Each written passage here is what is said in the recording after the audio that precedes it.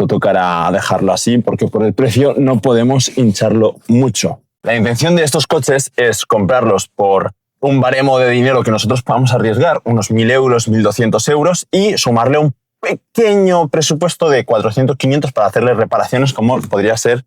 Aquí hay como unos rasguños, que es raro, es bastante raro, es como si hubiese un perro arañando. Esto de aquí que también se podría, entre comillas, arreglar por 100, 200 euros más. Lo malo es que ese dinero no es gratis y habrá que repercutirlo. Entonces,